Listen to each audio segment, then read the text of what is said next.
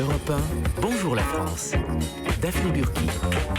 Il est 11h39, vous écoutez Bonjour la France en direct et en public sur Europe 1 avec Ariel Wiesman, Bertrand Chameroy, Mathilde Terrier et Elisabeth Assayag et notre invité Lambert Wilson qu'on pourra voir donc le dimanche 8 octobre à 9h25 dans le film Une nuit le Louvre avec Lambert Wilson que nous avons beaucoup aimé ici dans Bonjour la France. Le Louvre est une institution parisienne. Nous allons maintenant parler d'une autre institution.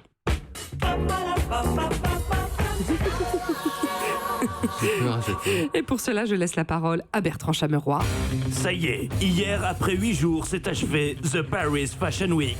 8 jours de défilé, 8 jours de people, 8 jours d'hystérie, 8 jours de style, 8 jours de champagne, de sueur, de sang, de fête et de caviar. Mais il y a un homme, un fighter de la fashion qui est prêt à tout, à monter sur le ring de la mode pour se battre à notre place, pour prendre des coups et en donner. Mais tout ce chaos à la fin du combat, c'est le champion du monde de la mode, Loïc Prigent. Mesdames, messieurs, sans genre, merci d'accueillir notre poids lourd du prêt-à-porter, Loïc Rocky Prigent. Chaque semaine, on est de plus en plus hystérique dans ce studio. Et chaque semaine, il est de plus en plus épuisé car la Fashion Week vient de se terminer hier soir, Loïc Prigent, avec le défilé Louis Vuitton qui s'est passé, figurez-vous, Lambert Wilson, à l'intérieur du musée du Louvre. Et oui, on va en parler après. Et Loïc, vous avez lu toutes les critiques des défilés dans les journaux. Quel est votre diagnostic ? Quel est le grand défi du journalisme de mode moderne ? Eh ben, c'est de ne pas dire exactement ce qui s'est passé. C'est-à-dire ? C'est-à-dire que les journaux ont des annonceurs. Oui. Et les annonceurs sont les marques dont on parle. Mais oui. Donc on ne peut pas dire que c'était moche. C'est hyper compliqué. Non, on dit c'est sublime. Quoi qu'il arrive. Quoi qu'il arrive, on dit on adore. Moi j'adore les articles qui se terminent par on adore. Alors comment éclairez-nous, parce que ça nous amuse qu'enfin quelqu'un nous dise la vérité. Comment on dit qu'une collection de mode est ennuyeuse quand on est journaliste de mode ? Le créateur propose d'infinies variations sur la robe. Ah oui, c'est ça. Vous voyez, maintenant vous avez. Comment on dit si elle est méga ennuyante ? C'est des trucs que j'ai vraiment lus dans les journaux cette semaine. Oui.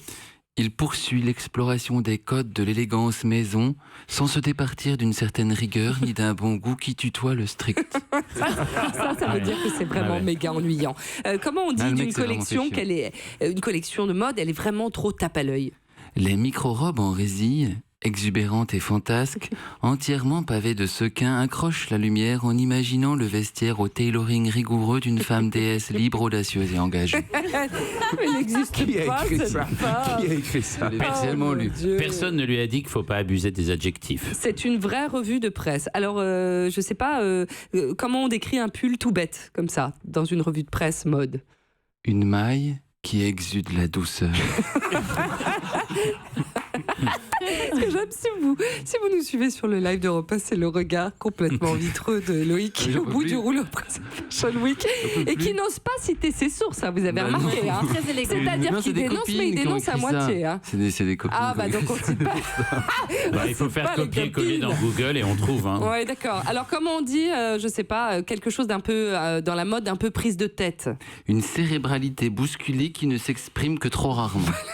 Et une collection répétitive. On a l'impression de voir toujours la même chose, quoi. Alors, la maison se concentre sur son registre ultra classique et épuré.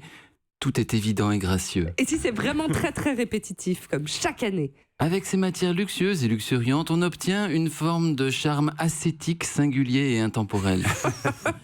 Quand on veut dire c'est beige ? Le Pantone est calme. Comment on dit, quand on est dans le milieu de la mode, comment on dit une salopette ? Une salopette couture. Oui, et les robes étaient jaune pâle. Comment on dit ? Ces nonchalantes sont logiquement parées de couleurs du soleil, terre de sienne, crème, sable. C'est vraiment plus quoi inventer.